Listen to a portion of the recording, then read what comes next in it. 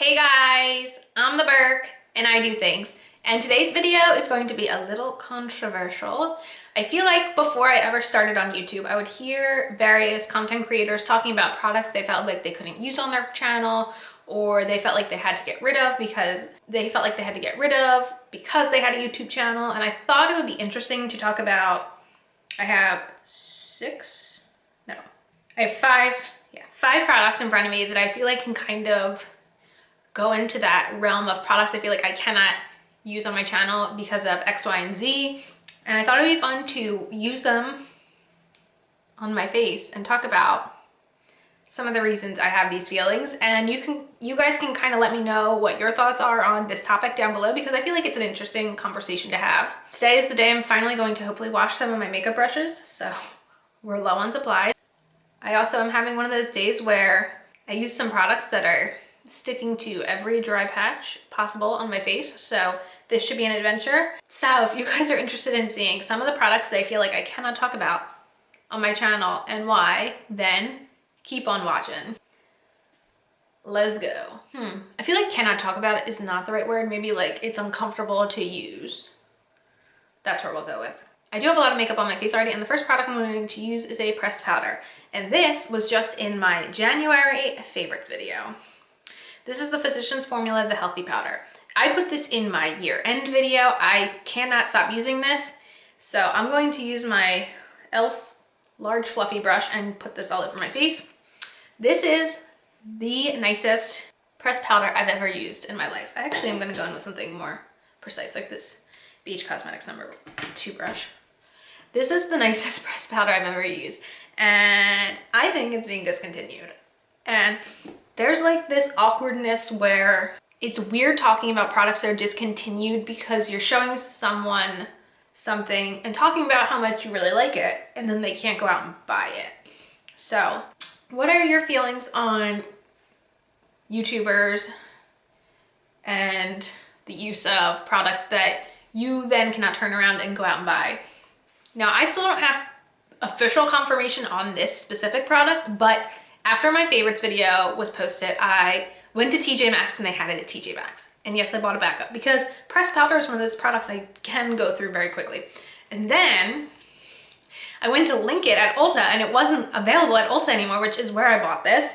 So that's very concerning. I actually found Physicians Formula's customer service number and I sent them an email. I haven't heard back, but I need to know what's going on. It's just not okay. Next, we can bronze, and I have not shown this in a very long time. I actually haven't reached for it in a very long time either. To be completely honest, Kat Von D was never really a brand that was like my thing.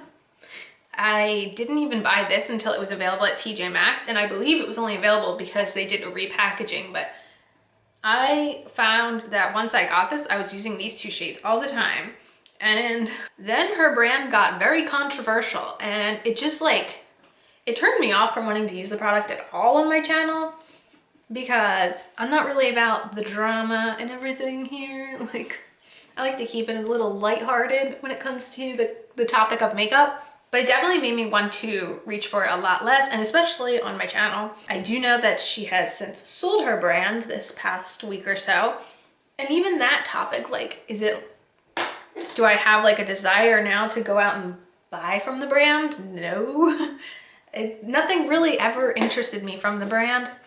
I even had the tattoo liner at one point and I didn't even like it, but it's now that the brand has been sold, is it cool for me to use this now, or is it still weird?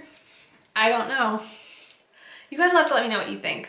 I don't really feel drawn towards purchasing anything, but I just happen to really like these powders, which is why even when all the drama went down, I never decluttered it, but I don't know.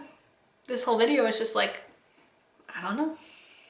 Okay, the next product is a blush, and it is this Too Faced Sweethearts blush, and this shade is called Candy Glow.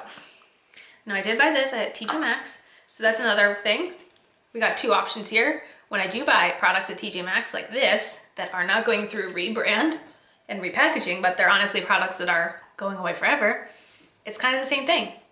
I don't know if you can buy this anymore. I wouldn't be surprised if you couldn't. It's a really pretty product, but it also doesn't help that Too Faced likes to stir up problems and cause drama. And now they're just like, is shit show the right word? Because I don't like to curse on this channel, but they sure got themselves in some duty, you know? So it's like, do I have a desire now to go out and purchase from Too Faced? Not specifically, but I have products. That doesn't mean I'm not going to use them. So it's the same thing. Do I just use them in the privacy of my home, or can I openly use them on my channel and say, I'm not buying right now, but I'm still using what I have. So let's talk about it, because I don't know what to say.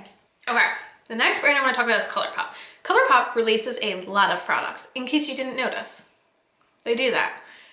But what they do sometimes do is they release a lot and then they discontinue a lot. So I have products that I bought a while ago that have been discontinued. One of them is this. This is the Step Right Up palette.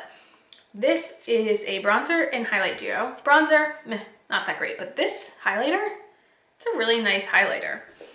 And it's one of those products where it's like, I'm realizing I said I had 5 products at the beginning when I totally have 6. So there you go. But again, is it one of those products where I don't use, oh, see, it's so intense. Do I not use it because people can't buy it? Or do I use it and say, hey, if you happen to be one of the people out there that got this before Colourpop discontinued it really quickly, like, it's still fun to play with. I feel like there's such an odd line of what do you use this platform for, and sometimes I just never know. Because it can get uncomfortable. Even sometimes I'll talk about a product in a video similar to this and not realize, crap, like people can't even get this anymore. And that's kind of where this video idea was derived from. Was I was talking about this just the end of January, and it was already almost impossible for me to find online to link for you guys. And it's just like so frustrating. And it's that culture of the makeup industry putting out products so fast that they cannot, I guess, viably continue to put out their older products, so that like the stuff as I'm discovering it is already going away. And it's like, I'm not trying to be one of those channels necessarily that only is displaying the brand new stuff because that's the stuff that people can buy. Like, just because this came out at some point, maybe early 2019, it's already impossible to find. Like, that is so ridiculous. Like, deep breaths, deep breaths, deep breaths. Okay, now let's talk about eyeshadow. So I used to be fairly active when it came to supporting influencer makeup brands, I guess you could say. And it got really uncomfortable really quickly. So when this launched, I bought the Nudie Patootie palette from Lara Lee Los Angeles. And I'm gonna be careful because this one is like very gentle, but it's such a nice neutral palette. And I always get a very good eyeshadow look when I use it. And I paid a pretty penny for this, when I don't pay pretty pennies for a lot of things. But not long after this launched, one of the Dramageddons happened, and it made me very uncomfortable for a couple of reasons. One, it definitely made me feel like I was not able to use this on my channel, which was an irritating experience because that's kind of what I do on this channel, is I use makeup. But also, it made me uncomfortable as somebody who is in this influencer type market, I guess we could call it. It made me uncomfortable thinking that there are people out there that their joy in life is digging into people's pasts and finding mistakes that they've made and assuming they've never grown from these mistakes. Because guess what? I'm sure I posted weird stuff on the internet when I was younger too. You know what? I don't think I did. I know I did. So the thought of like someone like unearthing something weird that I posted on the internet so long ago that I don't even remember that I posted it is such a scary feeling. And that is kind of what went through my mind during a lot of the Dramageddon stuff, is that people are so fixated on what people said and did when they were younger and don't think that people maybe can grow from that. And I don't know, it's just a scary world where instead of dealing with like the real problems we have in the world, we're so stuck on tearing others down for stupid things they did when they were younger. So I've been very hesitant since this launch to buy anything from an influencer owned brand, and I don't even think I have. And it's sad because honestly, this is my best performing neutral eyeshadow palette. But I am so scared of being like accused of being a racist or any horrible thing out there, which is the complete opposite of me as a person. That I don't want to, even somebody who doesn't have drama, I'm so scared of supporting because I'm so scared of what might happen in the future that it's like uncomfortable at this point. So I don't think that's how the internet really should be. And I feel like we should be able to forgive people for their mistakes in the past. And, you know, I don't know. It just makes me uncomfortable as somebody who is on the internet, like thinking like, what did I put on the internet when I was in junior high school and high school and college and all that crazy stuff? Like, it's weird. It's a weird world we live in. That's for sure. Okay, I'm going to throw on a little mascara, and then the last product I have to talk about is a lip product. So the lip product I have here, I did not purchase. I got this as a free sample from Ulta. This is the Lime Crime Velveteen in the shade Bleached. So many years ago, before a lot of current like really big influencers were influencers, there were the OG influencers. And I don't remember the full story, but I remember when it happened, there was a huge issue with Lime Crime, and I believe an issue they had with influencers, if I'm correct.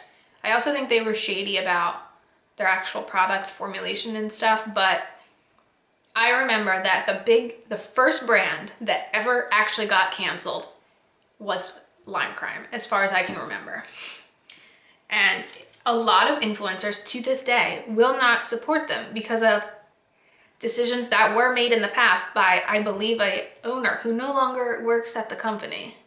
But there is a whole new wave of influencers who don't even know what happened back in the day. Similar to how I can't fully verbalize it because I don't remember all the details, there are people who don't even know what happened that often will support and talk about the brand on their channel, and I over here am always very scared to support and talk about the brand on my channel because of things that happen in the brand's past. It's the same thing with influencers. Do we forgive brands the way we forgive people? Can brands make amends the way people can make amends? I don't know. What do you guys think? I mean, it's such there's so many interesting aspects into this influencer world that are like, they are gray areas that there is no right or wrong answer. And what do I talk about and not talk about on this channel? And I'm very interested to know your perspective as viewers. What do you think is crossing the line? Where do you fully cancel? Do you boycott? I mean, I think sometimes I will silently not support a brand, or I will silently, you know, support someone over another. But sometimes I get a little scared to get too righteous, I guess you might say, on this channel, because I do want this to be a happy, fun place to hang out and play with makeup and talk about makeup and kind of forget some of the scary crap that's going on in the world right now. And that's kind of one of the reasons I started YouTube and started watching YouTube was, you know, sometimes you need a safe outlet to just hang out and have fun and forget about your problems for 10, 15 minutes. So I thought this would be a fun video to make. I'm very interested to know what your guys' perspective is on using versus not using products. Is it not a good idea for influencers to be using discontinued products if the viewer cannot get it? I don't know. Let me know what you guys think. I don't think there's a right or wrong answer. I just am interested in knowing what your opinions are on the matter. And yeah, that is it for this video. As usual, thanks for stopping by my channel. If you're new here, click the subscribe button and ring that bell for notifications. I have my Twitter and my Instagram down below. Give them a follow, and I'll see you in the next video. Bye, guys!